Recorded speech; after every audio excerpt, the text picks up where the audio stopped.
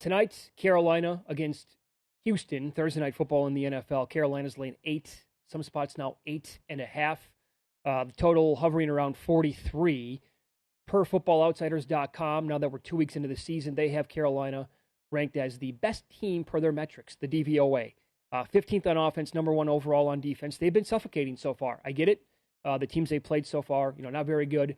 Took out the Jets in week 1, and what they did to the Saints. Well, the Saints still a question mark. I don't know what to make of the Saints yet. I don't think anybody in the country has a pulse on the Saints. But very impressive. Give them credit. You got to beat who's on the schedule, and they've done that so far. And now they catch a break tonight with no Tyrod Taylor, which is huge to me. Well, the unknown is Mills. I mean, he could go out there and surprise people. The prop is low. It's only 216.5 passing yards, 214, something in that ballpark. They've been so good, Carolina, in the first half. They haven't allowed a point yet. They forced a ton of turnovers in their 2 wins.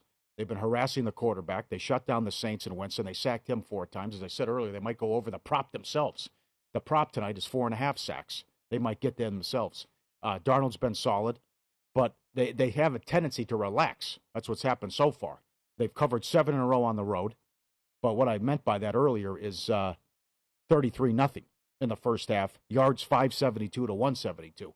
And that became a game, and it shouldn't have been. That got a little hairy there against the Jets in week 1. They had issues not putting them away and some red zone issues, but in any event, I would look at Carolina first half. They're also $1.10 to score first and win the game at Bet Rivers, and they're $1.70 to score first as well.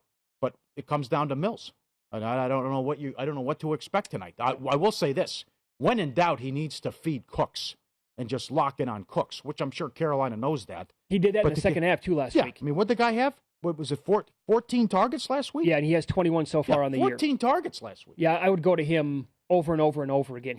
Brandon Cooks has been all over the league. He's a really good weapon. Has been since year 1. Right, he's a head case. That's the problem. He wears out his welcome. Sure, yes. Now, let me ask you this. So I made a bet on Davis Mills back in the summertime, long time ago, at 300 to 1 to be the offensive rookie of the year. He's now 30 or 35 to 1 because he's starting. So I'd like to have him really go out there and have a great showcase tonight and, look tremendous. When I watch him in the preseason, I'm like, oh my God, what did I do? The thought was there's going to be no Deshaun Watson. Uh-huh. Who the hell knows what can happen to Tyrod Taylor? It happened last year. The guy's luck is incredibly bad. Right. And how big is the drop-off? You're right. The kid was playing great.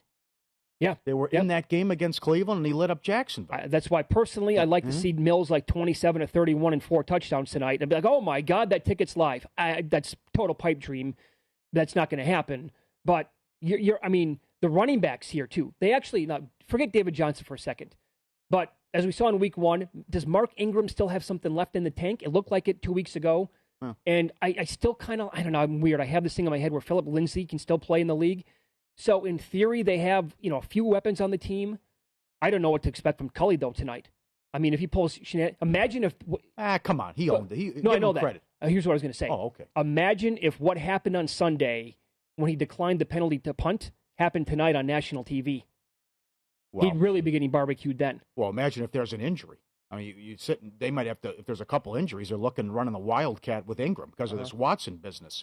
Their team total's 16.5. As I mentioned earlier...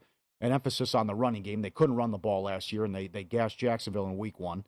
Scoreless quarter plus 280. But I think you hit on something with that Anderson prop. Longest catch? Yeah. I think that's very good. Yeah. I think they'll take some shots down the field and have success with Anderson. You're seeing 18.5? Shop around. Looks like 18.5 might be the best number out there for longest reception. And I'll give you this again. The reason why is because, per some advanced metrics, his average targeted air yards is 21.8 yards so far.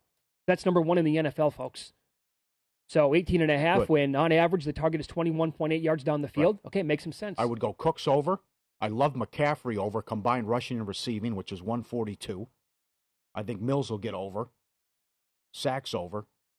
I think sacks over is a good play. Yeah, longest touchdown under 38.5 yards. That could be worth a look, too. But again, these are all fun games because these props are, 250 different ways to bet the game at Bet Rivers. There's so many things you can do here now.